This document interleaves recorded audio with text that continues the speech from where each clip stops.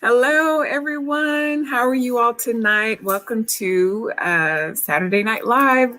You can talk. So tonight, we are going to be talking about, how colorism and racism sort of gets passed down from one generation to the next. I'll wait a few minutes and kind of welcome those coming in. I hope you all are having a wonderful night and evening and weekend. Things are going well. We've been busy today. I see people out spending those stimulus checks everywhere. It is crazy out. Like, so many people are out doing things, and it's just unbelievable. So how different the world is changing so quickly from where we were just a few months ago. So anyway, I hope you all are doing well. I hope your weekends are going good and y'all are getting out slowly but surely, but still staying safe, still staying safe. So this week I sort of talked about, I've started a new series where we've been talking about different controversial issues and stuff. And one of the things that some of the things that I talked about this week was colorism and racism. And so what I decided to do was, for tonight, is talk about, how these things sort of get passed down from generation to generation, intentionally and maybe unintentionally. Hello, Unbothered Mimi. How are you? Good to see you. Welcome, welcome, welcome. So for those of you all who didn't get to catch my, I'm so glad you did too. I'm glad you did too. I hope it'll be a good conversation tonight. We'll see. So if you didn't get to watch those, episodes where I talked about colorism and racism and all that, then I'll do a quick kind of little recap, and then we'll kind of go into some, how this thing gets passed down from generation to generation. So how are you doing? How are y'all doing? What's going on? Hey, Minister Terrence, how are you? Good to see you. Good to see you. Welcome. Hey, I appreciate you popping in. So the other week when I was talking about colorism, Anthony, how are you? Hey, Anthony, how are you doing? Good to see you. Welcome, welcome. I appreciate it. I'm so glad you're here too. So glad you're here. So, so we're going to talk about how some of this stuff that I've been talking about just kind of keeps getting passed down. I know we've heard these terms, colorism, we've heard these terms, racism, for decades and centuries, it seems, and they just never seem to go away, right? And we think, why is this stuff still so present, still so popular? So, for lack of a better word, today, right? It seems like we still are passing this same hate down from generation to generation to generation. And it's like, why? Why is this same hate, the same anger, frustration, all that stuff, why is it still getting passed down from generation to generation? So, and that's what I want us to talk about tonight. When I talked about colorism the other night, hey sis, how are you? Good to see you, Cindy. Good to see you. When I talked about colorism, I let you all kind of know, my experiences with colorism. And for those of you all who, may not be as familiar with it, I was letting everyone know that colorism is when we're experiencing prejudice, like within our same culture, right? Typically based on, the different skin tones that we are, people tend to, treat people differently or talk to people differently and all of that. So, and it can become an issue. It can be an issue within families. It can become an issue. It's an issue in our society and things such as that. Hey, cousin Brenda, how are you? Good to see you. Welcome. V loves TNN. Hello. How are you all? Y'all are continuously popping in. I appreciate you all, speaking to one another, greeting one another. And I talk with you all also. Hey, True Fan, how are you? Good to see you. Welcome, welcome. And I talked with you all about, my experience with colorism, how I came to know what colorism was, just based in my own family. Colorism wasn't like a huge issue in our family. It wasn't something that was sort of focused on. Skin color and that kind of thing was not something that was focused on in our family. We had people from all races and all different skin tones in our family based upon our, our background and all that. And if you want to know more about my background and, all the things that are in my bloodstream, you can watch that video on colorism. However, like I said, colorism became an issue in my family because my brother sort of let me know that through his comments and different things that would be said in our home, that that there was a differentiation between he and I, that he was, at times uncomfortable with, and he would make it known. And so that was sort of how I became aware of, colorism and the differences and all that, even though it just wasn't something that our parents focused on in our home. My grandparents didn't focus on it. Like I said, it was more important for us in our family for it to be preached to us, to be, educated and to be able to speak well and carry yourself well and to be successful in life. Because to them, it didn't matter what you look like, because if looks got you in the door, you still had to keep yourself there. So it didn't matter what you look like. What mattered more is what you were able to do and what you were able to achieve and accomplish, and how you were able to express yourself and present yourself to the world. That was much more important. But colorism still nonetheless was something that was in our family. It was something that I did face, and it's a very real issue. It's a very real issue. So I did a whole talk on colorism, and then I sort of moved into racism, where I talked about racism from the perspective of how we deal and approach with racism in our relationships, right? How, the different things that people say that can be damaging to our relationships. I talked about, how we reference each other, calling, people names and, doing insulting jokes or racial slurs and insults and all these types of things that we think are no big deal, that are a big deal, that can be very damaging to our relationships. And so I talked about that. But tonight I want to talk about how this stuff, like I said, gets passed down from generation to generation, time and time again. And one of the first things that we do, or that I mentioned a little bit earlier, is how we reference each other. People, when we hear a lot of name calling and racial slurs and insults, all that stuff gets heard by the people in our homes, the people in our inner circles, our friendship circles, our family circles, and it becomes an acceptable way of communicating if it's, commonly spoken in the home or commonly spoken in your friendship circles. So when you think, okay, well, obviously we think of the obvious name calling, right? Like the worst names that you can like calling someone B's and H's or different things such as that, right? But this is the type of name calling that I'm talking about, where we will make reference to a person's skin tone. So like, for instance, if you're referring to somebody as high yellow or a yellow bone or, a red bone or dark chocolate or, different things such as that, when we are actually referring to people by their skin tone and referencing them by their skin tone rather than their name or who they are, these are things that become unconscious ways of differentiating us from one another. And so that's how it begins, right? We start as kids making references about, this little one over here and that little one over there. And this is how kids sort of become aware of, oh, there's something different about me based on the color of my skin. And that is where it starts. It starts often very young, very in the house. And then maybe you'll start hearing insults, we'll send them outside because they can afford to get a little sun, or keep them inside because they don't need any more sun, right? All these different things that we hear people saying that can be, that we're typically unconscious of, right? Because we grew up with it. This is how people referenced us. And we just continue to make these things a pattern in our lives and in our homes and in our conversations.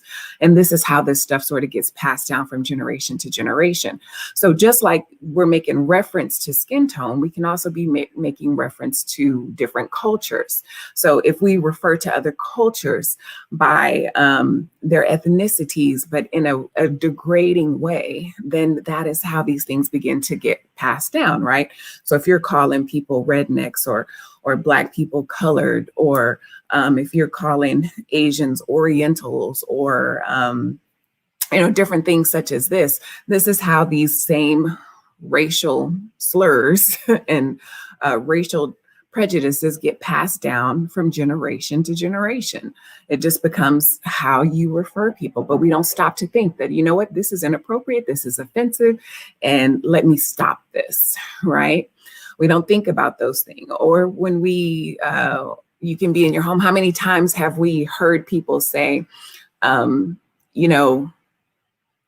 making reference to those people, well, you can't talk to those people, you can't hang out with these people. Let me see what you're saying. How is this generation so different from the past regarding the disrespect that is so prevalent today? Whew, that's a loaded question, Minister. That's a loaded question. How is this generation so different from the past regarding the disrespect that's so prevalent today? I can think of a lot of reasons why this generation is so different based upon the disrespect. One of the things that I can say is we have allowed ourselves to be more, we've taken this whole, freedom of speech and freedom of expression or whatever to a whole nother level. We've gotten away from morals and values. We've gotten away from, religious practices and all sorts of things that used to keep cultures, that sort of gave cultures values and rules and things. And so, and if no one is teaching those things, if they're not learning it in church, if they're not learning it in school, we've taken away, values, we've taken away morals, we've taken away, say, the golden rule out of schools, all these things. Where are we learning it, right?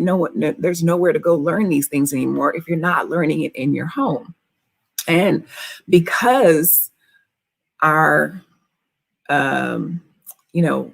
parents over the generations, because we have gotten away from these sort of institutional type, how can I say this? Like, because we've sort of gotten away from these institutional type forms of education and religion and all this type of stuff, and people are doing their own thing, there's nowhere for people to learn anymore, just these common good moral values, right? Not to talk back, or not to talk ugly, or not to, be disrespectful, or not to refer to somebody, or a grown or an elder person as your, friend, or just call them by their first name instead of saying Mr. or Mrs. Or saying yes, ma'am, or no, ma'am, or thank you, or no, thank you, right? Just literally some of the simplest, easiest things we've gotten away from teaching our children. And if we don't correct them, if we don't teach them, and then if we don't correct them, then this stuff just continues on and on and on. And so the disrespect just grows. It grows and grows. So if I don't make you respect me as your parent, if I don't make my children respect me being their parent, then they're definitely not going to have a lot of respect for their teachers. If I don't teach my son to respect his sister, then how can I expect him to respect your daughter?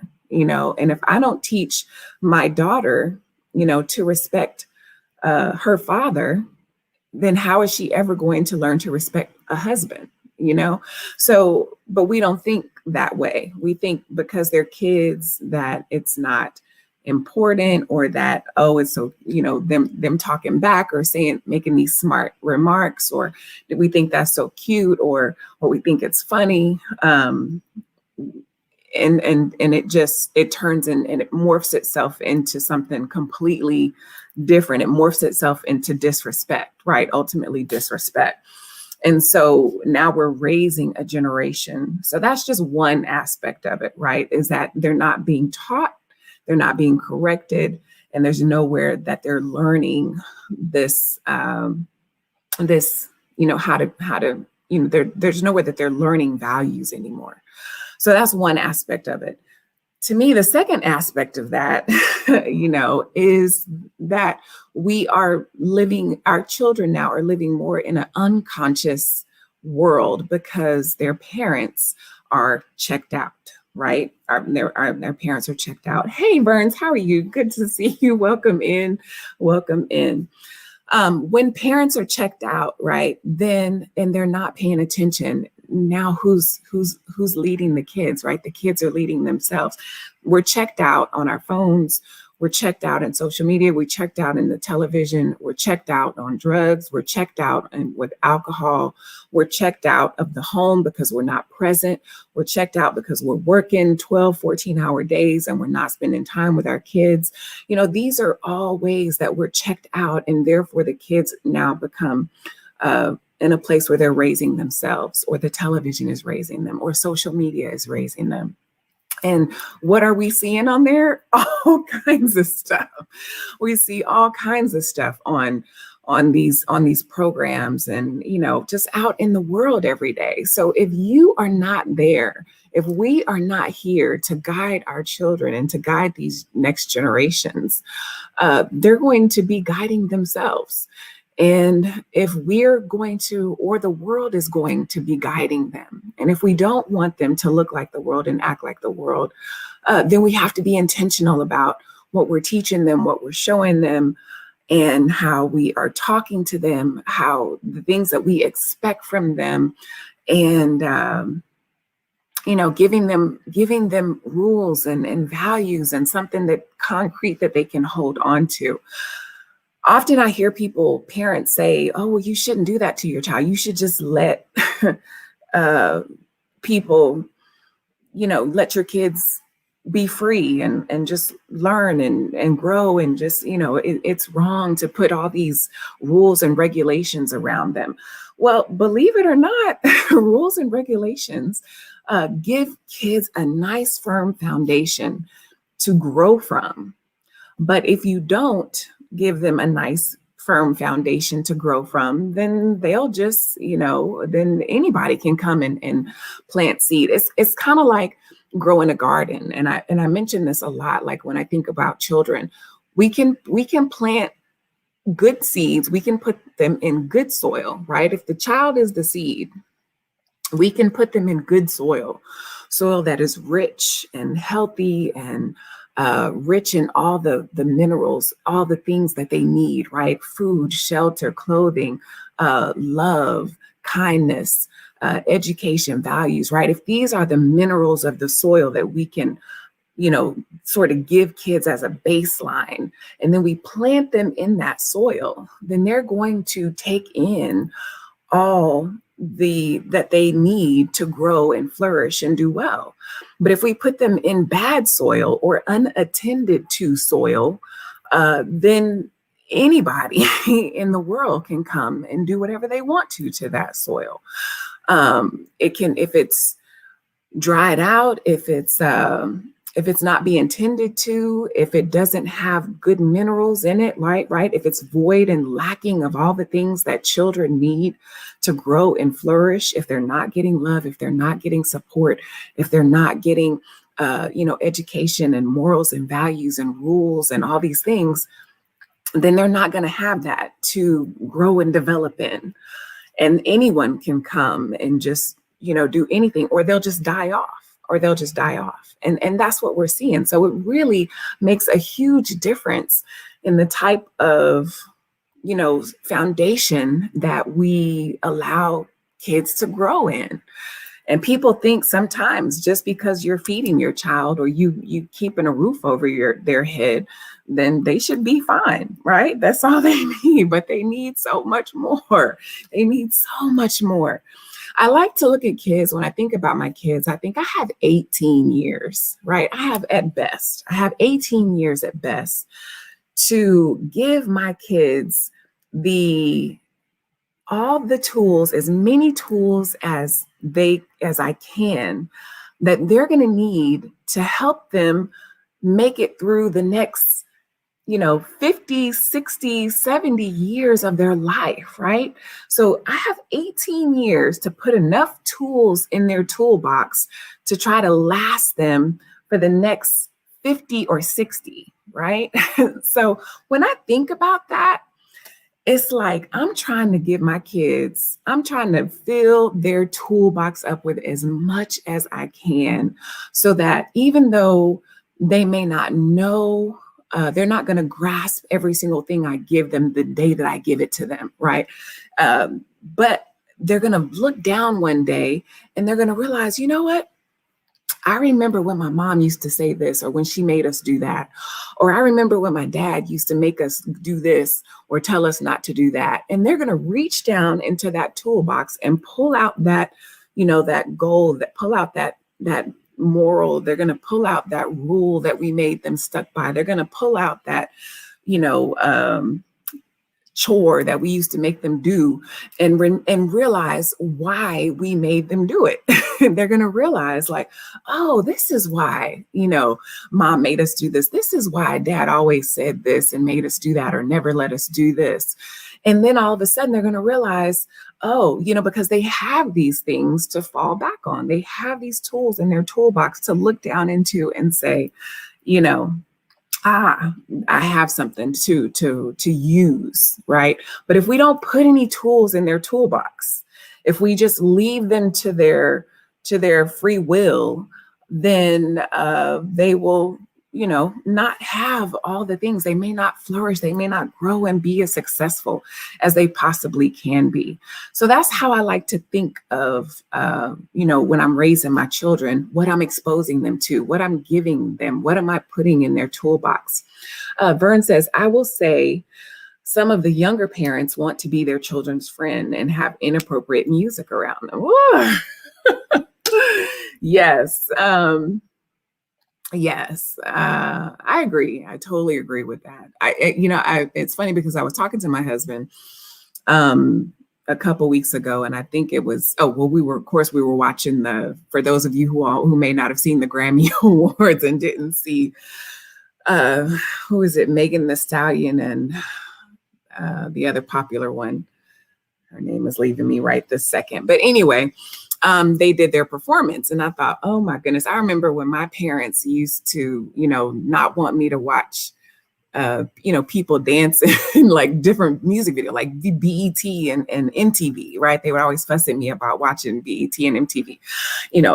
Those people gyrating on that screen and this and that and the other, and they were just dancing, like sort of like, like R&B moves, I say. But now when I look at, Cardi B, that's it, thank you. When I saw their performance, I was like, oh my gosh, like if my parents saw this video, and looking at their videos and different things such as that, I'm blown away. I'm like, what else do we need to see? Like, what else is there left to see? Because y'all are doing it all, on stage. The only thing is taking your clothes off. Like, that's the only thing. So it's crazy to me that this has become the norm, that this is what we are now rewarding and awarding in our society. But I'm like, I get that people want to, make money and do their thing and be successful, but at what cost? At what cost? At what cost? What are we teaching our young girls? What are we, making them feel about themselves and how they have to be and how they have to present themselves, what they have to compete with? Sometimes I feel like they're pushing our,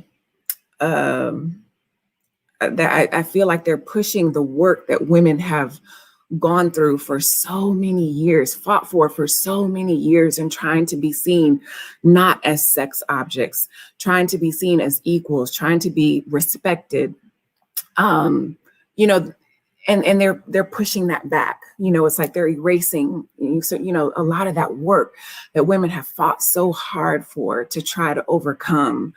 And and people say, oh well, they're just taking claim of their sexuality and this and that. I get that. But see, they're making their money and doing their thing and all that. And I have nothing against it, against them, trying to be successful and raise their families and all that kind of stuff. But they don't see the women who are in the boardrooms, who are in the workspaces, who are having to fight those mentalities that men bring to them when we are trying to be seen not as sex object. I need you to hear what I'm saying and not be focused on my lips, right? I need you to listen to this presentation rather than looking at my body. Or I need you to, have some respect for me rather than trying to figure out how you're going to get me in the bed because you're imagining, what you would want to do to me rather than what we can do together to grow this company or to accomplish, these goals that we have set. So that's the part that frustrates me, that they don't see, because they're not in the boardrooms. They're not in the businesses and the companies having to sort of, fight with this mentality that women are just sex objects. They're just doing their thing and making their money while the rest of us are out here having to combat that mentality every single day. And it's frustrating. So that's the frustrating part for me, not to mention what it is doing to our children. What my daughter sees. I don't ever want her looking on the camera, looking on the screen and thinking that she has to be like that in order to get a boy's attention, because she doesn't, and if she has to fight for that, I don't want her to feel like she's any kind of way less than just because she doesn't dress like that or look like that or move like that. I want her to not see her body as her way forward. I want her to see her mind and her education and her abilities and her skills as her way forward, not just what she looks like. So anyway, that's my 2 cents on that. I know y'all wanted to hear that, but but since you brought that up, Burns, I just thought I would go ahead and go there. Let's see. Let me look through some of your comments. Yeah. So that's the type, that music thing kind of gets under my skin for multiple reasons sometimes. And I'm not against, R&B. I listen to secular music. Don't get me wrong. I do. But I am cautious about, what I listen to, how much of it I listen to and all that kind of stuff. So let's see. It's the little things. My nickname at work is old school, and I really like that. The little things I remember growing up. Be home before the street lights come on. It's always yes sir, no sir, right? Yeah. And those are different things that we value. Absolutely. That, it's just whatever, whatever values you put into your children, they're going to continue to maintain. So yes, ma'am. No, ma'am. I'm 60 and I still give that respect. Absolutely. Yeah. It's how you grew up. It's because that was passed down to you from that older generation. This is how you talk to people. This is how you look at people, right? Looking people in the eyes, shaking people's hands. The kids don't talk to each other anymore. They are, tuned into their tablets and their phones and different things such as that. They're not communicating with their families. So definitely they're not going to communicate with strangers and different things such as that. So yeah, for sure, that's going to be an issue. Let's see. I make sure my kids know I'm not your friend. Absolutely. Every once in a while. Sometimes our son will get frustrated he's like, Mommy, you're not my friend. And I say, I don't have to be your friend. I just have to be your mommy. So, we let them know all the time that, we're not here to be your friend. Well, I got 18 years to put as many tools in your toolbox as I can, so that when you go live the rest of your 60, 50, 60, 70 years of life, you can't say, well, mom never taught me that, or dad never showed me that, or I didn't have a good upbringing, I didn't know about this, I didn't know about that. We don't want our kids to be able to say that. We don't want our kids to be able to say that. We want to be like, oh, well, they did tell me about this, or they did talk to me about that, or they did give us this or show us that, or live this out in front of us. And that's the other thing too. We have to make sure that we are living out the things that we say in front of them. However, that can be also be on the negative. We have to make sure that the things that we are putting out and living out are things that are healthy and not judgmental. We talked about the prejudice and the colorism. If we refer to people of different cultures, of different ethnicities as being less than, then that is how our children will grow up, seeing different people of those ethnicities and different colors as less than. That if you're darker or lighter in skin color, that means this, that, or the other. Or, or if you're this particular ethnicity, then that may mean that you're not as smart or not as beautiful or not as worthy. And that's not what we want to teach our children. We have to be intentional about what we teach them. Let me see. I make sure. Okay, Cardi B. Yes, it was awful. It was awful. Yes. Scroll down a little bit. My dad is 86. My mom is 83, and I'm the same way. Hey, Paul. Okay. So here's some things that we need to, like I say, be intentional when we are raising our kids, or when we are, trying to pass down good, healthy things. We have to make sure that we're referencing other cultures in a positive light and not in a negative light, right? We have to make sure that we're not making rude comments or racial slurs, or referring them as terms that are not acceptable or not appropriate. And if you don't know, look it up. We have these phones that, you can put anything in and it'll tell you anything you need to know. So there's really no excuse for not being educated anymore or not knowing. There's no excuse anymore, because we have a world of information literally in the palm of our hand each and every day to find out what is acceptable, what's not acceptable. Even if you are afraid to talk to someone from a different culture or a different ethnicity, pull up YouTube and start looking up people from different cultures and different ethnicities and find out, listen to some of their stories, listen to some of their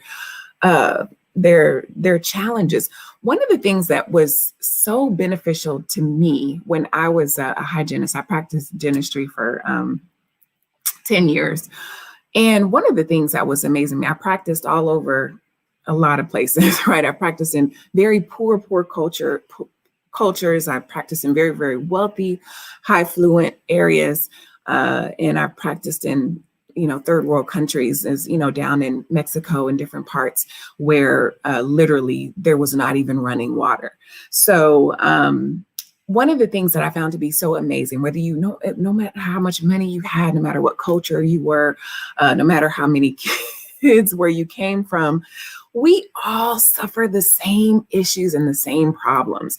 I could be talking to or treating a CEO from a multi-billion-dollar company, and he would be struggling with the same issues as the single mother living in the projects, barely making her rent, right? Because we're human and we all have human issues, worrying about our kids, worrying about how we're going to pay our bills, worrying about how we're going to, continue to be successful in life. All these things. Here's another amazing and interesting conversation my husband and I had today about faith, because we were talking about, we were, driving through Austin, and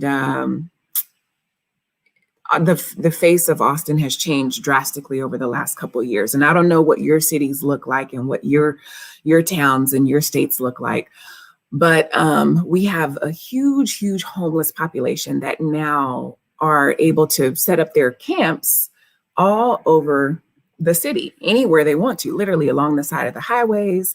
under bridges, off roads, I mean, just anywhere. And so now when you drive through the city of Austin, you will see people setting up tents and camps and all this stuff everywhere. And I say, you know what's amazing about that, that we don't think about is how much faith they have. Like look, here I am. These people, from this homeless population, literally live in faith every single day, more so than we do in a lot of ways. Because imagine we would lose our minds if we lost our job, right? Or if we, couldn't figure out how we were going to, keep our houses or pay our bills or feed or eat, or if we didn't have groceries, if our refrigerator was empty or if our car wasn't running, right? We have people who commit suicide because they lost too much stock, right? Or lost their jobs, all these things. But yet the homeless population have absolutely nothing, right? They live under these bridges. They don't know where their next meal may be coming from. They don't know if they're going to have a roof over their head tonight or tomorrow. They don't know what the weather's going to, they don't know anything, but they have a sense of faith and belief that I'm going to live. I'm going to survive. I'm going to be all right in some kind of way. Something is going to be provided for me. But yet we don't even have that much faith, and I thought, wow, I never really looked at that way. Like I never really thought about how much faith it takes to actually be homeless, and so that was just something that was just sort of interesting, interesting conversation that we had that I thought I would share with you all. So anyway, but yeah, how we reference others and talk to others, degrading them, if we degrade people in a degrading nature, dumbing down our conversations just because we assume that somebody may be less intelligent because they are homeless, because they are of a different ethnicity, or because their skin tone is a different shade than ours, are all things that are inappropriate and ways that we pass down this continued hate and prejudice from generation to generation to generation. People like, who was it? Maya Angelou, right? She always said, and we hear that term all the time, people may forget about what you look like. They may forget about, things you did, but they will never forget how you made them feel, right? And so when we talk to people, when we say things that are inappropriate, when we say things that are hurtful and ugly and mean or disrespectful, when we insult them or, make jokes about their culture, their race, their skin tone, whatever, we're making people feel a certain kind of way. And that's the stuff that they won't forget. That's the stuff that lasts. That's the stuff that becomes most memorable in our minds. And so that's why we have to be intentional with how we talk to others, how we reference others, how we treat them. Do we give equal treatment to someone from a different ethnicity as we would our own, right? And we're all guilty of this.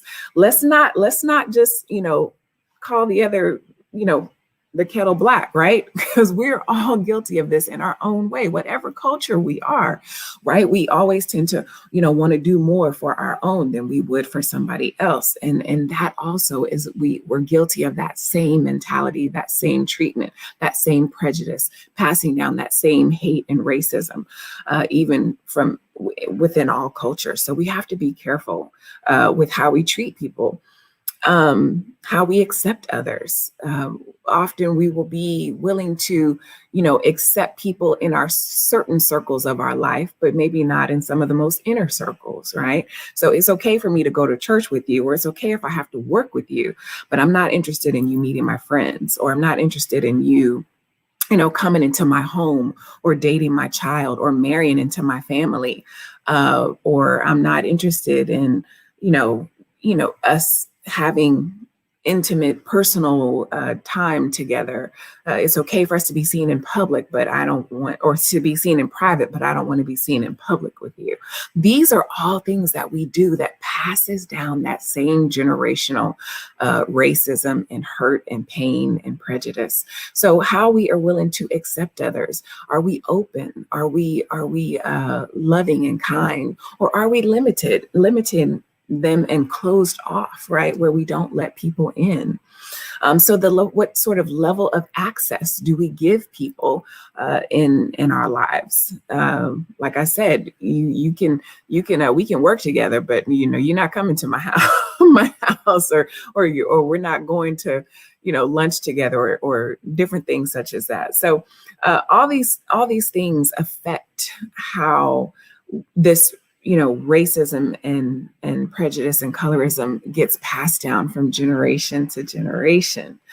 So it can be unconscious things that we can be unconscious of, and that we can all be guilty of, no matter what race we are.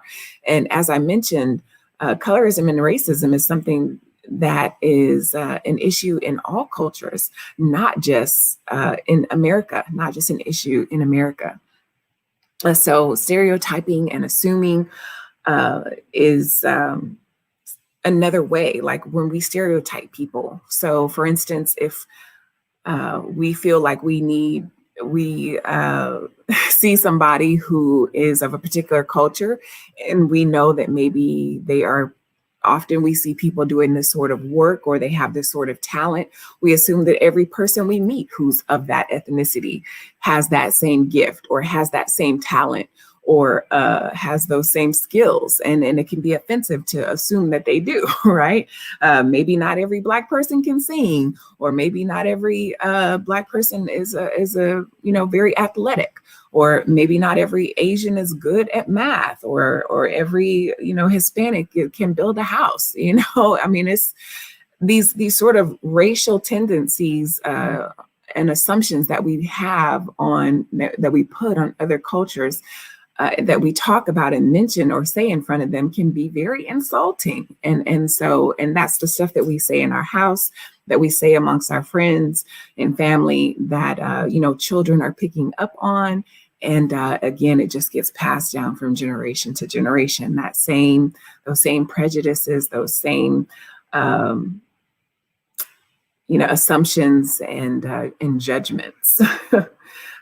Not being conscious, right? Not being conscious. This is another way that we pass down this sort of generational. So I remember, when I was young, my mother would be, very intentional. My parents were older, and my father was even 10 years older than my mother. My mother had me at 33, and then my dad was 44.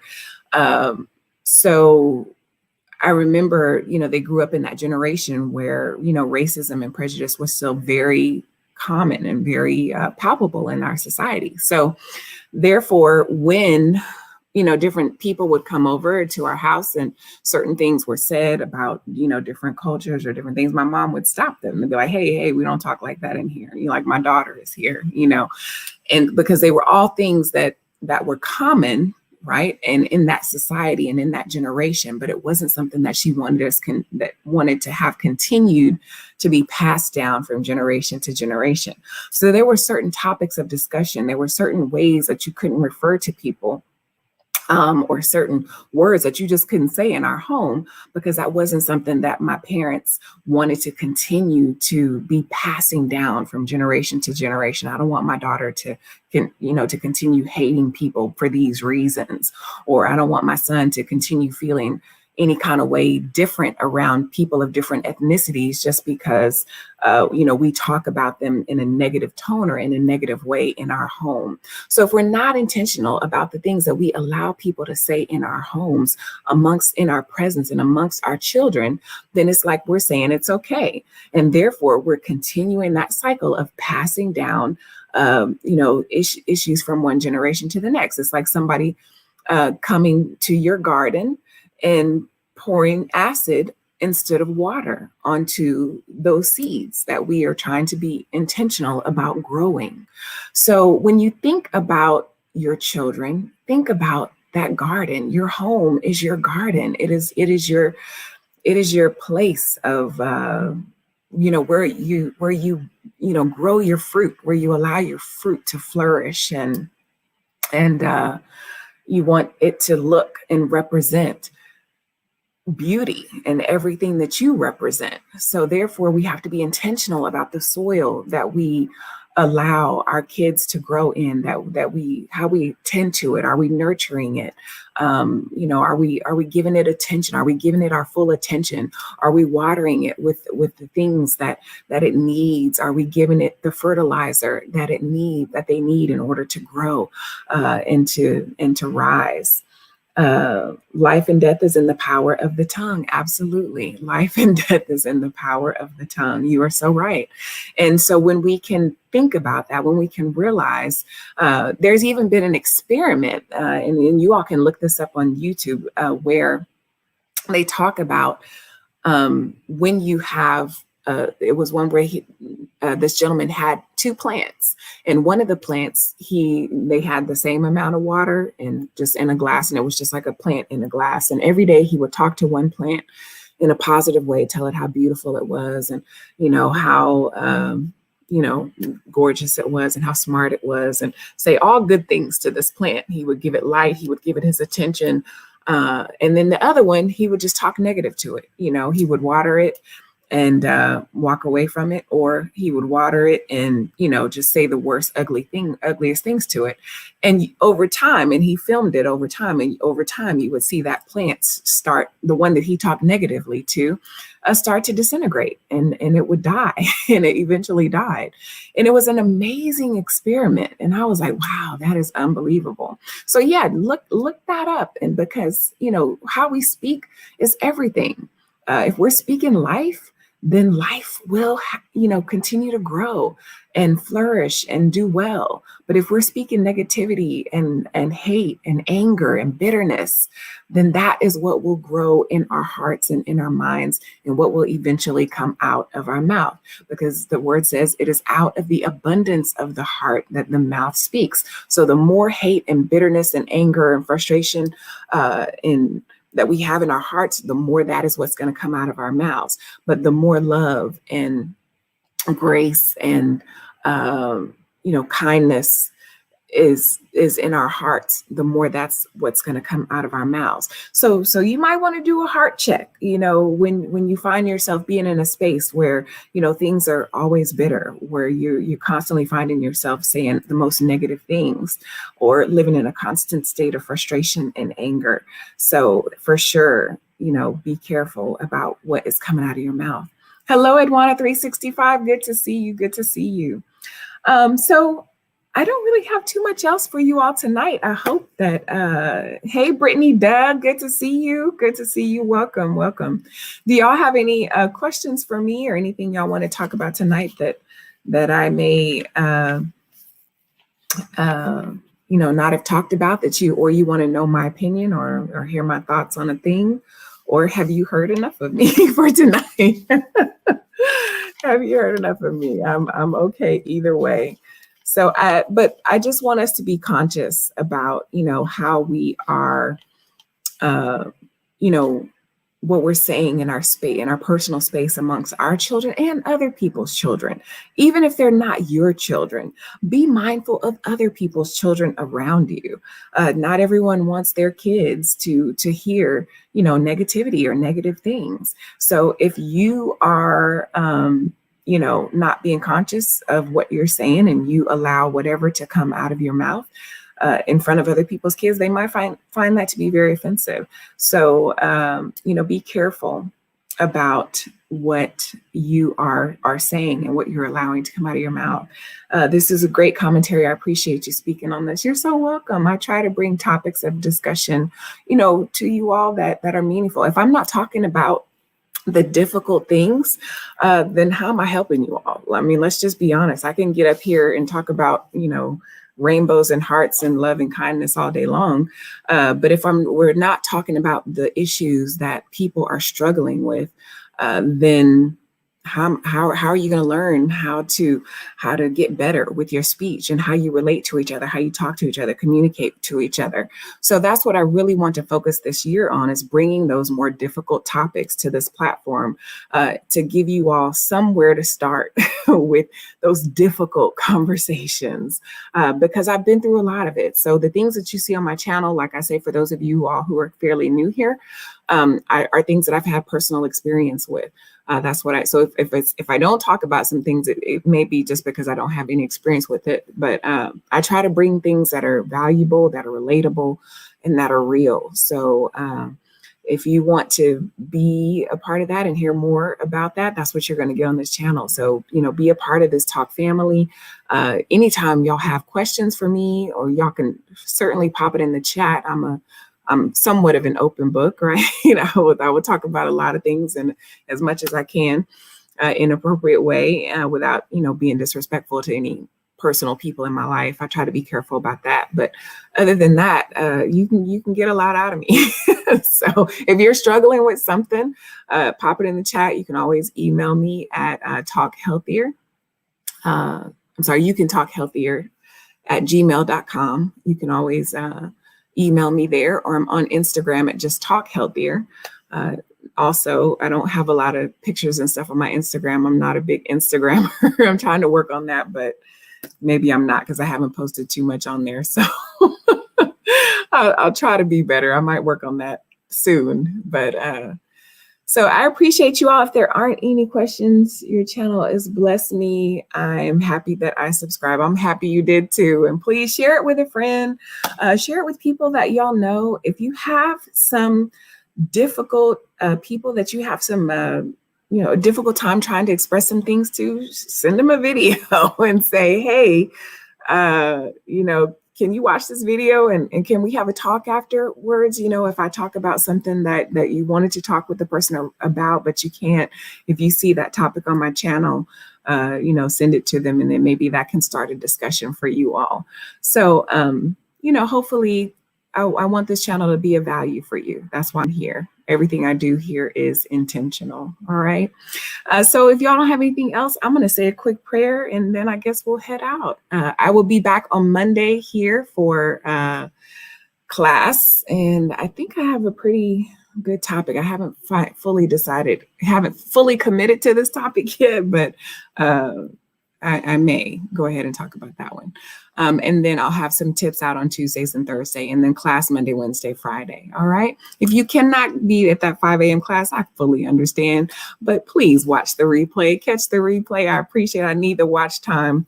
I need those watch hours, and I appreciate any time that you all pop in and give me a little bit of your time and attention in this space in your life, because y'all could be doing anything, but y'all sit here with me and listen to me, and I appreciate that tremendously. All right.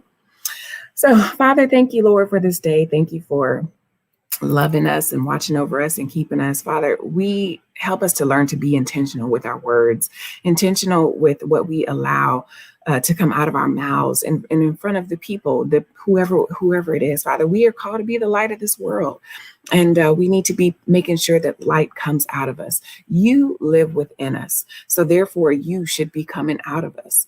And so, Father, whenever we are saying things that are as hurtful to people, check us, Lord. Just check us. Bring our awareness and attention to what we said, and help us to be willing to apologize right then and there if we have to, if we say something that's inappropriate or hurtful to someone.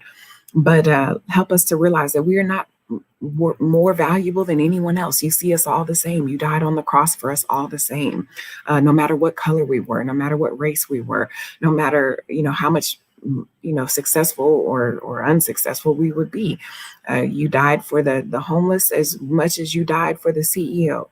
So help us to realize that together we all are in you, and you love us in spite of. So just help us to keep that mentality, and that when we're looking at people, when we're looking at other people, that we are looking at you, and how we treat them is a reflection upon who you are in our lives. So Father, if we say that we love you, and we cause anger and harm and disrespect to our brothers, then we are liars. And so therefore we have to be who we say we are in you. Father, these things I ask in your son Jesus' name. Amen. All right. Love you all. Take care. Have a phenomenal rest of the weekend. And I'll see you all sometime next week. All right. Bye.